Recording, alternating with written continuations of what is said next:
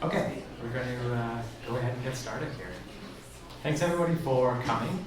This is the last session before lunch, so I'm sure everybody's getting pretty hungry. So definitely thank you for coming out.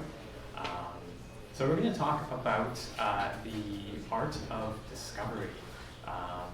So our aim is to shed light on the crucial phase of discovery in the creative process, where design and technology converge to unlock innovative solutions. So that's our topic today. As I said, I'll get started with some introductions. My name is Jesse. Sorry, is that better? Oh wow. All right, there we go. Thank you. Okay, my name is Jesse. I am a solutions architect at EvolveDrupal, and I also help a team of a bunch of talented developers and architects in the company. I got my start as a full stack developer, building websites on Drupal, WordPress, Vue, and React, and various other technologies.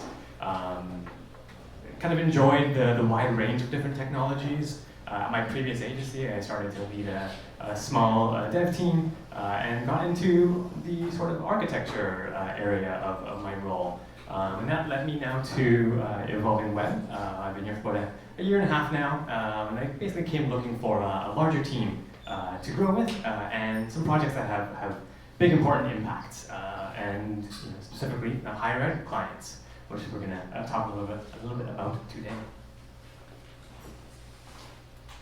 So I'm Henk. I have actually a very different background. I studied industrial design, and previously I worked at companies for experience design, mostly content-led. So some branding projects, and until 2 years ago I worked at an exhibition design company. So this is actually a very different field, but there's also a lot of similarities.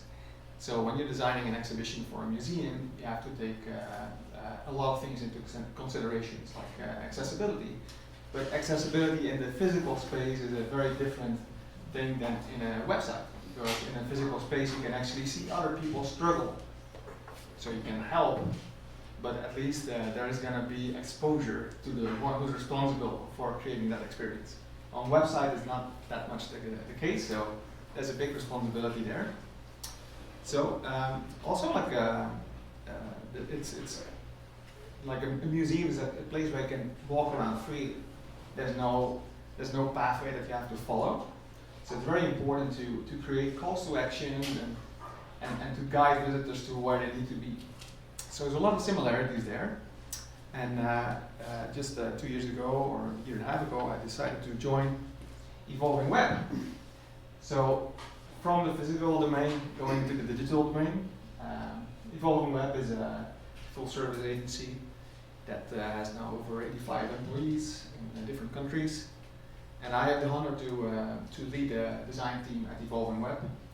So I work with super talented UX designers, UI designers, content strategists. You've seen a few of them today already. And everything that I'm going to be presenting today are things that I've learned from them. So I'm really grateful to be able to present it to you today. So the design plays a really pivotal role in the creating of new user experiences, and that's what we're going to be talking about today. How the discovery phase is so important in the creation of a new visitor experience. So at Evolving Web, we have a lot of big clients. So instead of like for museums like serving a few hundred visitors a day, with all of our combined projects, we serve like hundreds of thousands of visitors a day. So the impact that we can have with great designs and user experiences is huge. And we do this a lot for health institutions, for municipalities, governments, and also for higher education. So a few insights to start up with. Like 85% of prospective students, they see the website of a university as the most important source of information. Doesn't come as a surprise, of course. but that also shows why it's so important and why so much effort and resources are invested in creating a good user experience. And I think we actually heard a few comments this morning about the importance of mobile development, mobile devices as well. Probably also not coming as a surprise. A lot of students use their mobile devices for accessing university websites for their research and the application process. So, figuring out a lot of this is key to the whole process, how we design and develop for a wide range of different devices.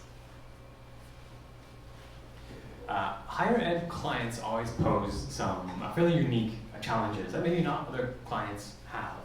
We like to sort of think of them as between technical, operational challenges and design challenges. On the technical side, we're often dealing with a lot of different compliance regulations, including accessibility. Maybe we're thinking a lot about the maintainability of the website, how to maintain it going into the future, many years into the future. We're thinking about external integrations as well. There's lots of student information services that might come into play. How can we use those? And we're also thinking about how to build this site for the content managers. We want to empower them to be able to manage their own site, again, much into the future. On the operational side, maybe we're thinking about the large organizations that we're dealing with, many stakeholders that might even have some competing interests within them. We have some timelines that often aren't very movable. They're very hard timelines driven by the academic year. And we also have a very large content base. There's lots of legacy content if we're thinking about a redesign of an existing website. There's a lot in there that we have to consider in this process. And on the design side, we're looking at, again, that complex, lots of content. How do we build or design navigations for that? We're also thinking about, the heritage of some of these institutions. A website like Queen's University, we undertook a bit of a redesign, or a big redesign for that site, but had to respect the existing heritage. And then also, I mentioned accessibility. We need to build inclusive websites that respect so many different things, including abilities, but also language and geography. And so, an agency like Evolving Web, we're familiar with all of those types of challenges and deal with them on a day-to-day basis. And so we do this, we tackle these challenges by embracing collaboration and co-creation, and with effective communication as well. We end up building this collective intelligence that we can utilize throughout this whole process. We also see ourselves, thinking about the collaboration, we see ourselves as an extension of the client team. We're partners, we work with them. All of this ends up factoring into really diverse perspectives, more innovative ideas, and a better project outcome. I mentioned Queen's University. Imagine working at an institution like that for 10 years, using their website, getting to know it really, really familiar, and then having the opportunity to take part in a redesign of that website. That's probably one of the biggest things of your career that you might undertake. And you have so many ideas, and it's going to be such a high pressure and high responsibility project. You might even make or break your career there. So this is the importance of the discovery phases leading up to all that planning. So how do we tackle all of this? This is a pretty complex problem. So what do we do to actually to tackle this? Our goal is to bring clarity and focus into to these challenges, and to get a better outcome through that. So we're trying to add some structure to the development process, discovery process. Some people might recognize this. I don't know, any show of hands who's seen this before? This is kind of what it looks like. Lots of squiggly lines, lots of all around. And especially to an outsider perspective, this is really what it's going to look like. We, as designers and developers, we're not easily satisfied. We're going to keep pushing through this, but we're also going to need some process to do that. We're going to try to bring some structure to this whole process. And by doing so, we hope to get new insights, new perspectives, and new possibilities. So what we do is sort of try to break this down into some different phases. If we consider our outcome, how can we break this up to achieve the goals that we want to achieve within our budget and, of course, on time? And so, the goal of splitting this all up, of this whole process, is ultimately to be able to have a mutually agreed upon scope, set the realistic timelines. We're trying to establish an approval process for a bunch of various elements of the process. And we're also looking forward, setting some boundaries, making sure that we're not going off course, making sure that we're not circling in that sort of messy part for too long. We want to continue the process. Otherwise, there is a huge risk that we could go off course. We can continuously find new opportunities, but never end up actually resulting in anything. So to do all this, we try to introduce a bit of a model to help us with that. So the model that we often use is this double diamond model. I don't know if anyone knows this model? Seen it before? Yeah. So basically what Jess was just saying, like instead of having the risk of endlessly searching for new opportunities, we're trying to do that until a certain point. And then we have to synthesize findings and define the challenges, so we end up at a new starting point. And that starting point would be the start of the design and development phase. So these stages are 4 stages, like the discover, define, develop, and deliver stage. It's not a linear process, so we sometimes have to come back after we find out that things are not working. So it's meant to be iterative, and we're moving back and forth between those stages. So for this presentation, we're going to focus on those first 2 parts. So the discovery phase is really taking the discover and the define stage and making sure that we end up at a new starting point. So starting with the discover phase, it's really about trying to understand rather than to assume what the problem is. And we do that by involving a lot of end users or other users that are actually affected by problems and that also know more about the opportunities at hand. And we do this to get a very complete understanding of what the problem actually is. So during the discover stage, we gather a ton of data, and then at the define stage, we have to synthesize all of that. And we try to also reframe the challenges into questions that can be actually solved. So that turns problems into opportunities. And as I mentioned, at the end of the discovery phase, we have a strong foundation for the design and development stage that will follow.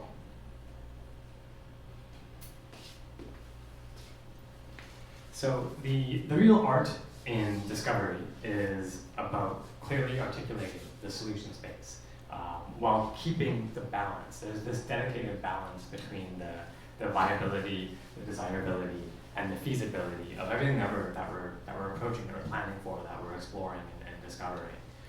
And so this requires a holistic approach and a lot of validation among all the different players that are in the team for this process. Lots of check-ins, lots of meetings, lots of Slack messages, lots of collaboration going on. So we always need to be working together as one team of designers, developers, etc. So this art, this performance requires orchestration, and this is sort of what our ensemble looks like. We have our participants from the client, we have our UX designers, the people who are really focusing on the structuring of the content. We have the visual designers making the interfaces and distinctive and unforgettable experiences. We have the solutions architects who are finding the sustainable ways to develop this ultimate website that we're talking about. And then last but not least, we have our conductors, the project managers, who are outstanding and keeping us all on task. So let's get started with some research now. We do often start by looking at what we have today, the existing website. So we'll look to that for some answers to some of our questions, some of our challenges that we looked at, or at least for some opportunities maybe that we can take from it. Of course, we're doing a website redesign, so we're not going to take a lot necessarily from the old site. We're trying to reimagine things So it's not entirely always relevant, but there's a lot that we can take from that. We're looking at things like the existing platform, like the infrastructure and sort of technical requirements. I mentioned some of the integrations. We're looking at what the current content editing experience looks like as well.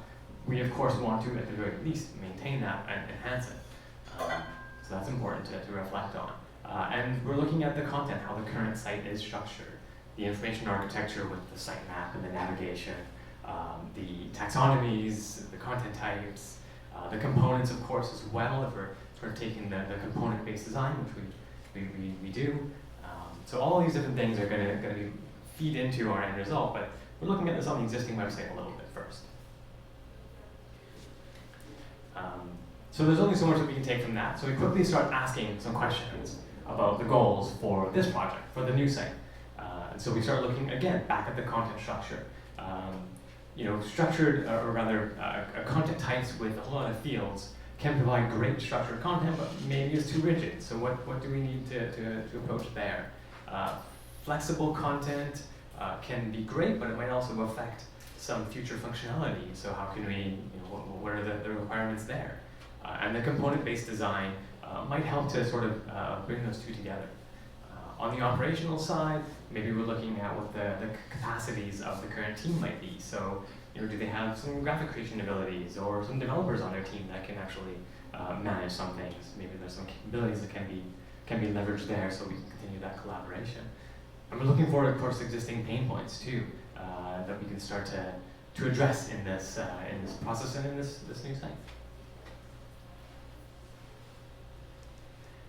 And then we're also working to, of course, understand what the overarching business objectives and the desired outcomes are for this whole process. We're still asking a lot of questions. We're asking, what do you want to achieve? What does success look like for you on your new site? And by asking some of these sort of high-level questions, we are focusing on the problems, not so much the solutions just yet, just the problems, so that we can have the greatest impact on the outcome in the end.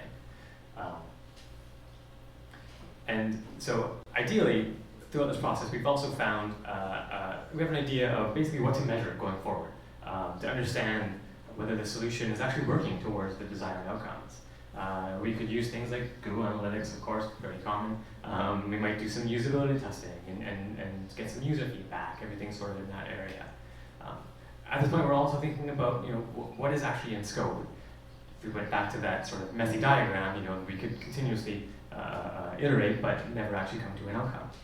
So we want to make sure that the agreed upon scope is aligning with the goals, as well as the limitations that we may have, which of course are going to be the timelines and budgetary and whatnot. So it's not all technical, fortunately. So we're actually designing for real people, and the design team is always working on understanding who these target audiences are, who are we designing this experience for, and what impact can we make for them. So at UX research, we're actually asking these questions like, who are they, and what do they need for information? What are their motivations? What are their behaviors? And we do all this to eventually work out certain pathways through the website and through all the information that they can find, which are called user journey maps. So during discovery, we also get a lot of better understanding of the institution's brand. So we do that by researching the context, like the industry and the industry trends. We also review the competition, and we dive into any documentation that's available to us, like about the history of the institution, any mission statements, brand values, guiding principles, brand style guidelines. We're going to review everything. So that was a lot to digest. So let's take a little break and look at something very cool. Of course, I use an example from my home country, the Netherlands. Who has ever visited Schiphol Airport? Okay, a lot of you. So I was there last week, and it struck me how good of an experience that is, if there's no delays, of course. But for me, like walking through Schiphol Airport is like walking through a website. This is a space that is full of like calls to actions, but it has a very clear layout of the space and very good guiding principles. So colors are used intentionally to create a neutral canvas, and all the wayfinding is in that consistent yellow, and there's even a good hierarchy of the different wayfinding. So you see that everything that's most important is in yellow, that secondary is in black with yellow, and then there's also the blue. So what makes it interesting is that it's done intentionally. So Schiphol Airport knows that if they fix this problem of getting 1 million visitors at the gate as soon as possible, people are gonna spend less time in waiting lines and more time at bars, at restaurants, at shops. So it makes them a lot more money, and it causes less frustration. So it enhances the experiences for everyone involved. By the way, if you're interested, there's this book, Wayfinding at Schiphol. It was done by Paul Mijksen, what's his name? Mijksenaar, Dutch guy. Sorry, his name is not really accessible here. But it's definitely an interesting read. So if you're interested in learning more about UI design in the physical space and wayfinding, it's a very good read. So what I also like about Schiphol is that there's like a sort of seamless transition between the digital and the physical space. So if you visit the website, those same colors, those same principles are applied. So there's no need to give you any manual on how to navigate this space. And actually it's done so well that if they strike the right balance in like guiding those visitors to where they need to be, and offering anything of value to the visitors at the right moments, and on the way reinforcing the brand of Schiphol, which is all about that. And I think for higher education clients, we strive for that same balance. So yeah, how can we create a similar experience for higher education? So first of all, we have a lot of activities, a lot of research activities, and I always want to make a clear distinction between activities and deliverables. So the activities we do is a ton of research, a ton of like interviews and workshops, but eventually you have to end up at the defined stage where we actually take all of that information and we synthesize it into clear outcomes, such as sitemaps and clear specifications. But before we go in there, I want to give you some examples. So this is an example that we did for Queen's University.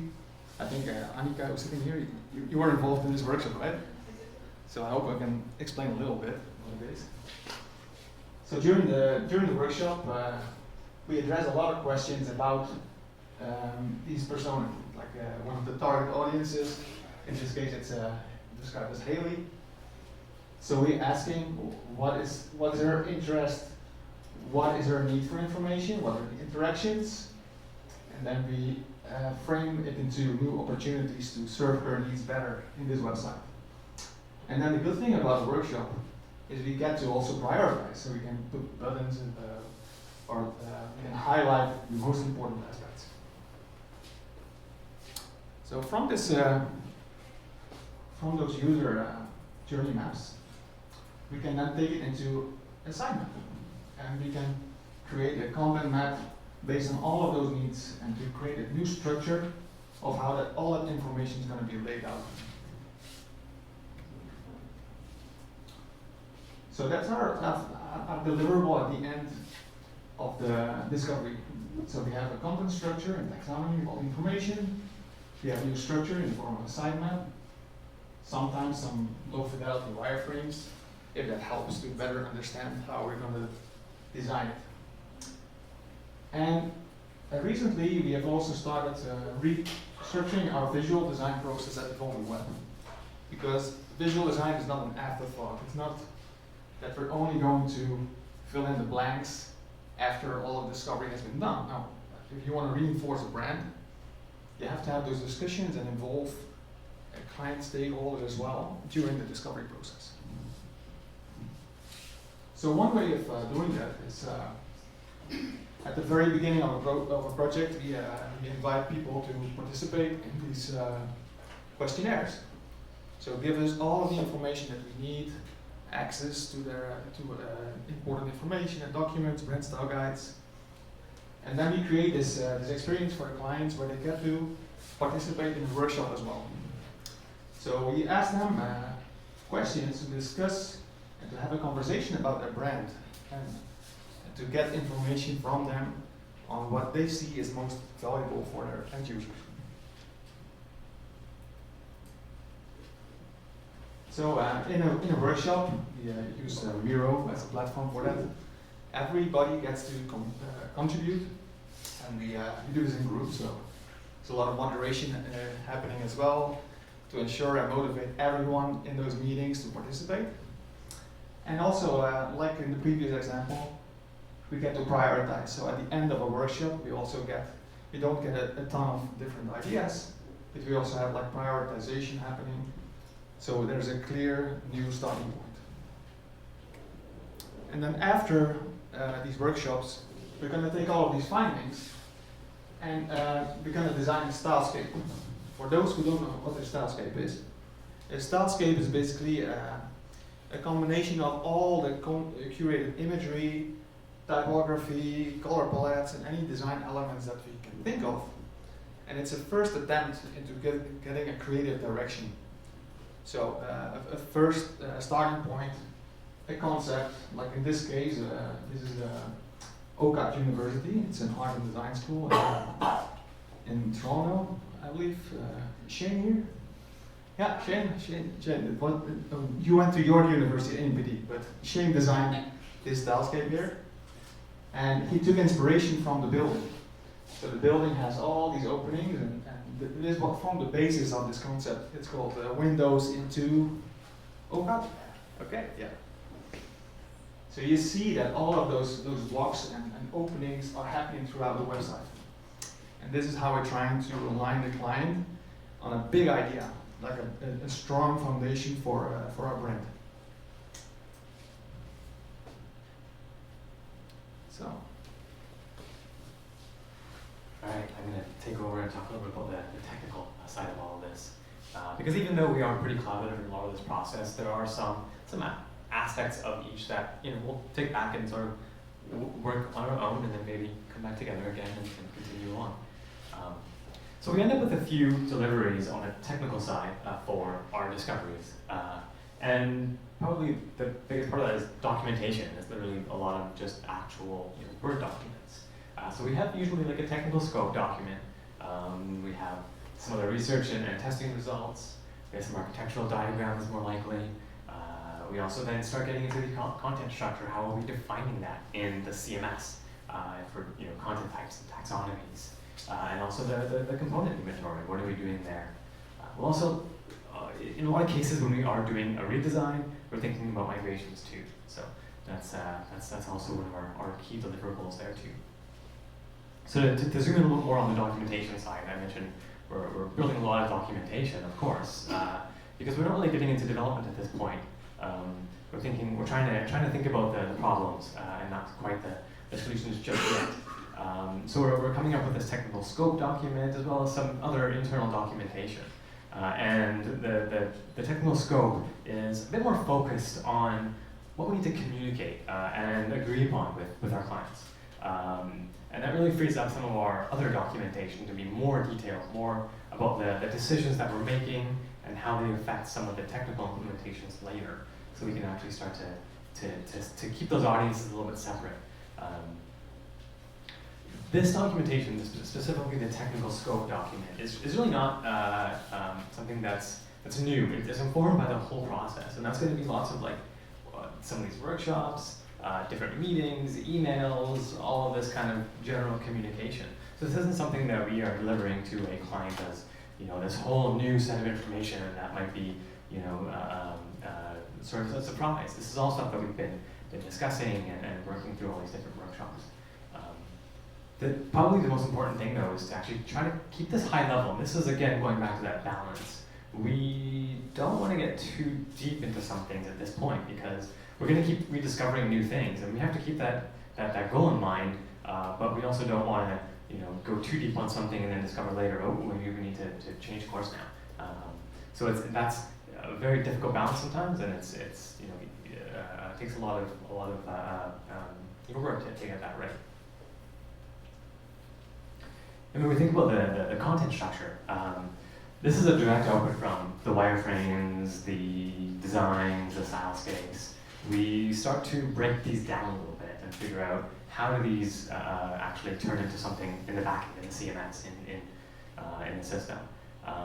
So this is really built on the collaboration between the UX and UI designers and the technical teams. And it's kind of interesting because oftentimes we take part in reviewing designs, so we're at the end of the day, collaborating with building of these designs, and then at the end of on the other side of that, when we're breaking down the content, we're usually going back and discussing, well, how did we intend this to work when we were designing it, and figuring out sort of the specifics on trying to think about the technical implementations of those. So this example is a site that we've built. It's the Princeton School of Public and International Affairs. And just a couple of quick little examples of how we might break down a page like this.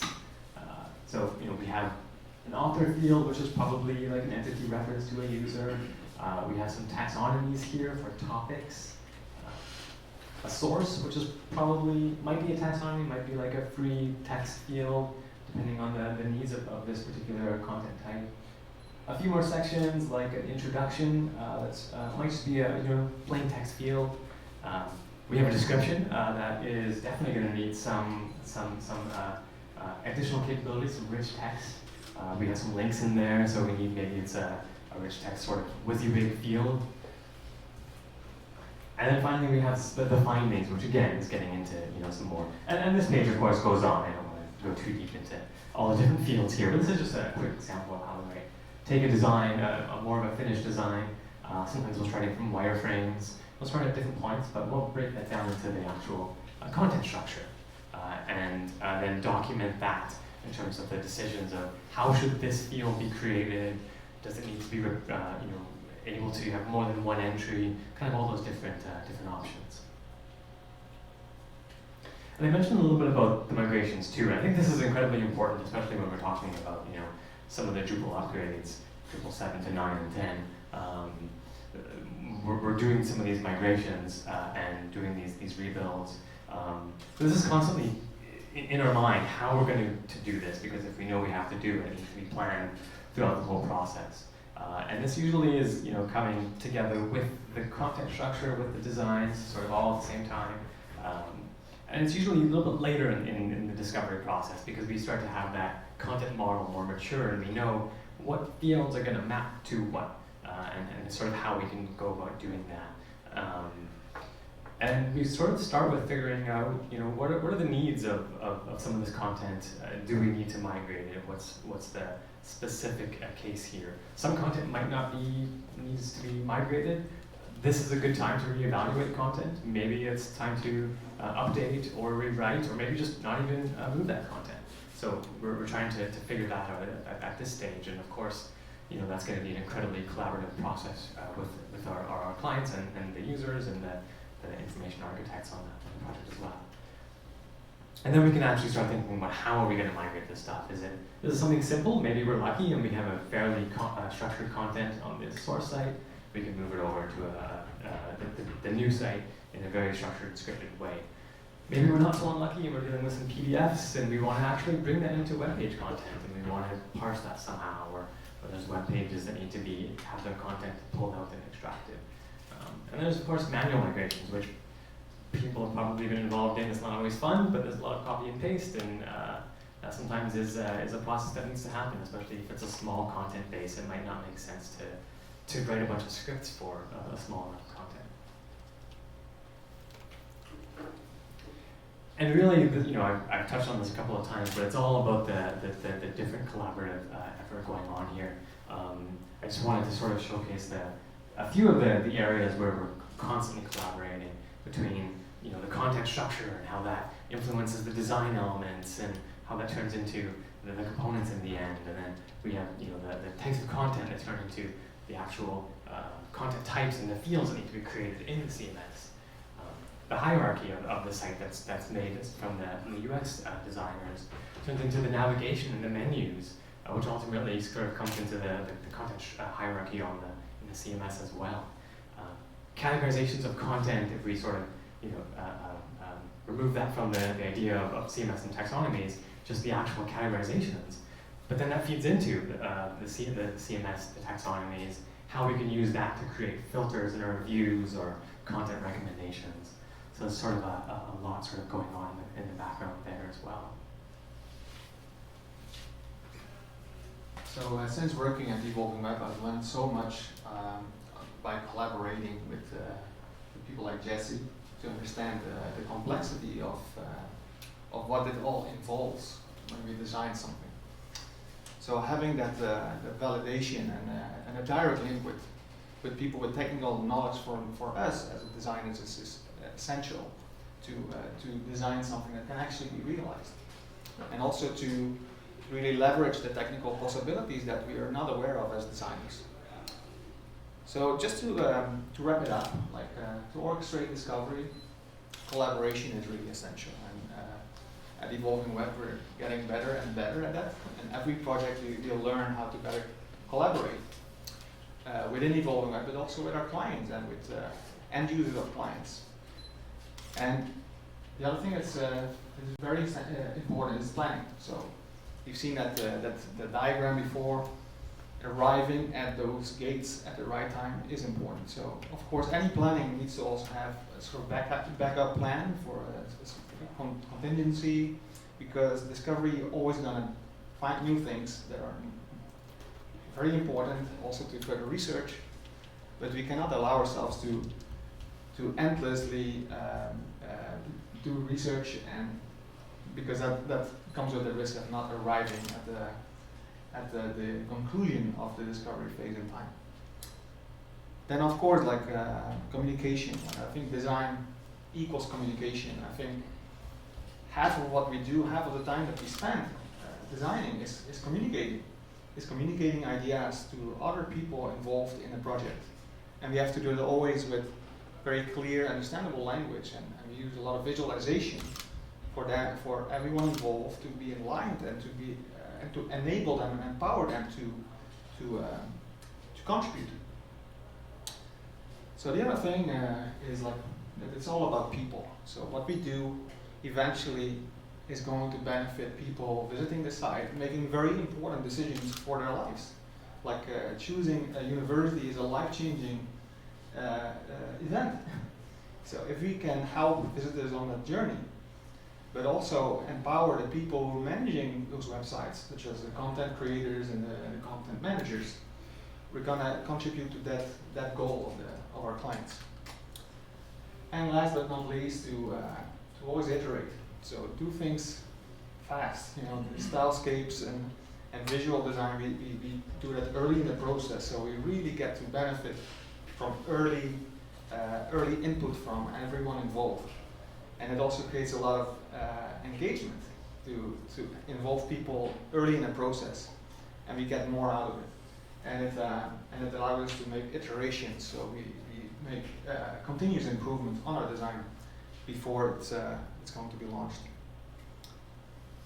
So yeah, the discovery is for us I think the most exciting phase of the project, because it's so critical.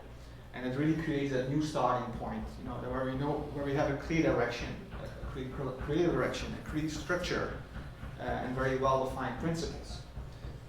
And the good thing is that we no longer have to base ourselves on assumptions when we arrived at that middle point. So we can, from there on, we can base ourselves on informed decisions rather than assumptions. It's all backed up by research and by all the information that we gathered from the end users. So and also the good thing is that it's actually co-created with people from the client, with other people in the team, and it's supported by all of them. So we have a common vision on how to move to the next phase.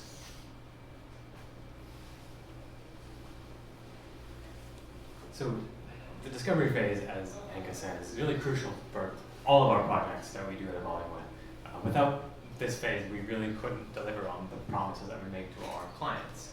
We really need this to meet the strategic goals of our clients and to go beyond by supporting the clients to continuously measure and optimize the performance of their site, to continuously iterate.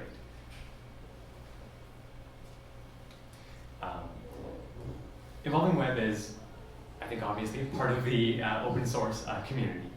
Our philosophy is basically on sharing knowledge and tools with our clients, especially, so that they can own their digital presence. We do this through a variety of ways. Of course, we're doing our design systems, component-based websites, UI kits, various guidelines that might include even writing and tone of voice styles. Our brand guidelines, including the stylescapes that Henk mentioned and various other elements.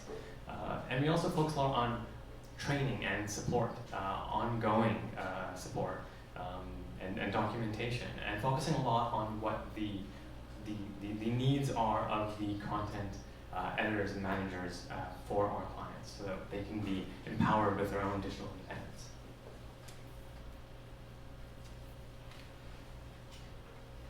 And so we really focus on creating a great experience for the end users, so that that site can continue to evolve. We help our clients keep their content up to date with relevant, with content that's relevant to their key audiences. We ensure that the structure of the content is well organized in a manner that is hopefully going to be future-proof, and the design of intuitive navigation for users, so that the websites don't need to ship with an instruction manual for the end users. We have professional and modern designs. I think we've seen a couple of those today, and they look pretty great. And the experience that reflects the institution's values as well. And we really, at the end of the day, just hope that leaves a positive impression on our users and inspires the trust and confidence for all parties involved.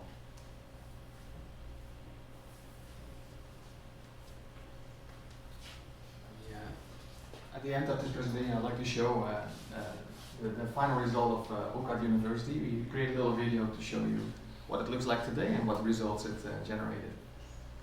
Let me see if I can start it.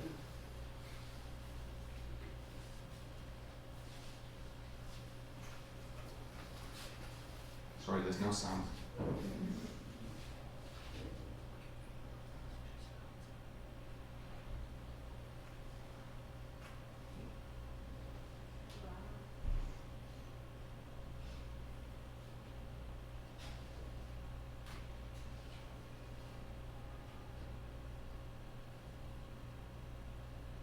So there's a lot of animations happening on the site. It's a website for art and design, so we really needed to show a creative side of things here.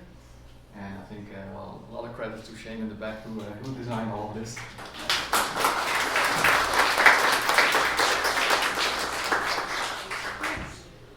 But also, of course, like the people involved in the UX, the sitemap, and the technical sides of things, which often goes unnoticed because it's so intuitive that people don't have to think about it. So thank you so much. That's the end of our presentation.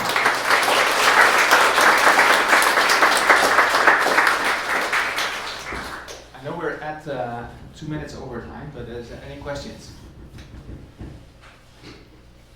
Yeah.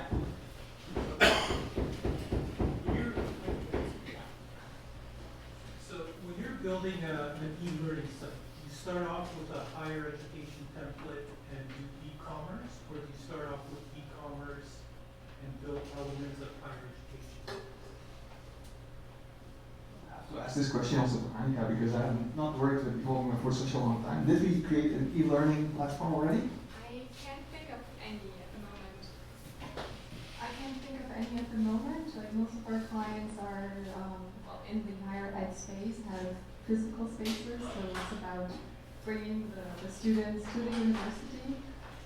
Some of them have some shopping integration to for example, for continuing education, to purchase or register for courses, but I can't think of any e-learning per se. Of course, we hope that we're going to have a request like that coming, because that sounds like the future, right? Any other questions? Okay, then I think it's off for lunch. Thank you so much for coming.